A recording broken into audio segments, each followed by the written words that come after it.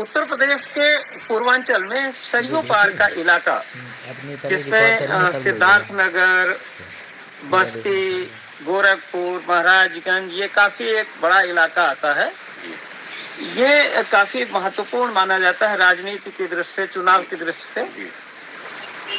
और इसी इलाके से हरिशंकर तिवारी नाम के एक जो नेता हैं, उनका परिवार, उनके बेटे, ये लोग कल दल बल के साथ अपने समाजवादी पार्टी में शामिल हो गए और इन्होंने अखिलेश यादव का साथ पकड़ लिया है। इस मुद्दे पर बातचीत के लिए हमारे साथ हैं सिद्धार्थनगर से श्री बद्रे आलम जी, जो कानून के ज्ञाता हैं, LLB की डिग्री है इनके पास, लेकिन सामाजिक कार्यकर्ता के तौर पर ज्यादा जाने जाते हैं। और ये एक स्वतंत्रता सेनानी परिवार से है। इनका परिवार में इनके पिताजी स्वतंत्रता सेनानी थे और ये काफी सक्रिय रहते हैं इलाके में। ये बताइए बद्रे आलम जी, ये जो हरिशंकर तिवारी का परिवार शामिल हुआ समाजवादी पार्टी में, इसका ये 5-6 जिलों की राजनीति में क्या असर पड़ेगा? ये अखिलेश जी को लिए बहुत फायदेमंद का काम हुआ है। कल हाता के नाम से गोरखपुर में मशहूर है हरिशंकर तिवारी जी का हाता, और इनके समाजवादी पार्टी में शामिल होने से गोरखपुर, महाराजगंज, सिद्धार्थनगर, संत कबीर नगर, बस्ती, बलरामपुर, गोंडा, श्रावस्ती और पूर्वी उत्तर प्रदेश के और जिलों में अखिलेश यादव जी को, समाजवादी पार्टी को बड़ा लाभ होने वाला। नहीं, क्यों लाभ मिलेगा? हरिशंकर तिवारी जी में ऐसी क्या खूबी है उनके परिवार में? एक तो ये है कि ये बड़ी पृष्ठभूमि के लोग हैं और मजबूत लोग हैं। हमेशा MLA, MP इस तरह से हर पदों पर इनके घर के लोग रहे हैं। और दूसरे, समाज में इनका अच्छा छाप है, खासतौर से ब्राह्मण समाज में के लिए तो ये है समाजवादी पार्टी के लिए, मैं कहूँगा, मास्टर स्ट्रोक है उस इलाके में। और ये समाजवादी पार्टी के लिए उस क्षेत्र में बहुत ही फायदेमंद है। और इससे बहुजन समाज पार्टी, चूंकि इन्होंने छोड़ा है, तो बहुजन समाज पार्टी का कितना नुकसान होगा इससे? बहुजन समाज पार्टी तो सच पूछा जाए तो इस इलाके ही में नहीं, पूरे उत्तर प्रदेश में चर्चा से बाहर हो रही है। जबकि बहुजन समाज पार्टी तो ब्राह्मणों के लिए खास करके अभियान चला रही थी सतीश मिश्रा जी के माध्यम से। उसका कोई प्रभाव नहीं है। तो ये जो लाभ आपको मिलेगा, कहना है कि इनको, अखिलेश यादव को या समाजवादी पार्टी को, तो ये भारतीय जनता पार्टी के लिए कितनी बड़ी चुनौती है? भारतीय जनता पार्टी के लिए भी चुनौती है और माननीय मुख्यमंत्री योगी आदित्यनाथ जी के लिए भी चुनौती है। व्यक्तिगत चुनौती। कैसे? ये एक शक्तिशाली है, बहुत शक्तिशाली है तिवारी जी का परिवार। अगर इनको वो ताकत मिल जाए तो ये बड़ा खेल कर सकते हैं।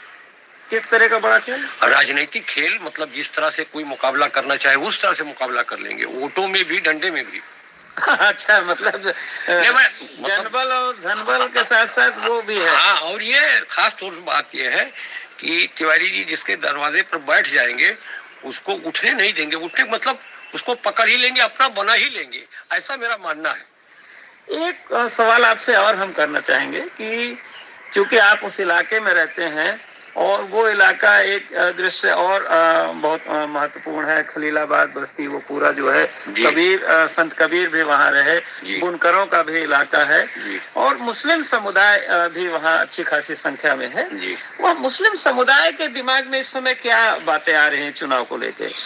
मुस्लिम समुदाय तो भारतीय जनता पार्टी के खिलाफ एकदम लामबंद है और अखिलेश यादव जी के साथ है। नहीं तो कांग्रेस भी मैदान में है। कांग्रेस पार्टी की राइजिंग है और कांग्रेस पार्टी में जो प्रियंका जी की जो है उत्तर प्रदेश में जो दौरा, उसका पॉजिटिव असर गया है।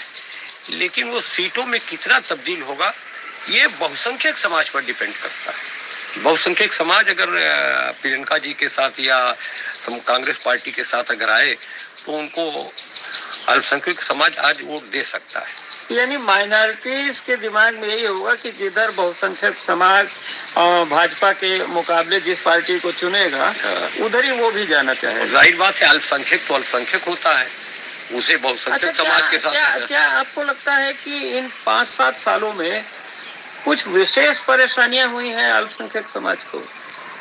देखिए, खास परेशानी तो मैं ऐसा नहीं कह सकता, बस ये इनका जो वातावरण, जो राजनीतिक बयान देते रहते हैं, जो दूषित करते रहते हैं, ये सबसे खतरनाक बात है। जो समाज का विभाजन होता है, जो समाज में, जो जनता के बीच में जो नफरत की बीज बोया जा रहा है, ये नुकसानदेह। वरना सरकार तो सरकार है, संविधान से चलती है, सिस्टम से चलती है। जो लाभ जो है, जो सबको होगा तो हम मुसलमानों को भी होगा, नुकसान देश को होगा तो मुसलमानों का भी होगा नुकसान।